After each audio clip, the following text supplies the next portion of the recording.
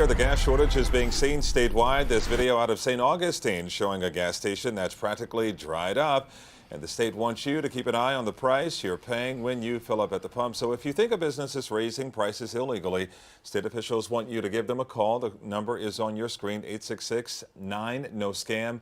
Price gouging during an emergency is illegal, so you should call this number if you think you see it is happening. Well, the fear of flooding is a big concern for a lot of people too, and that hidden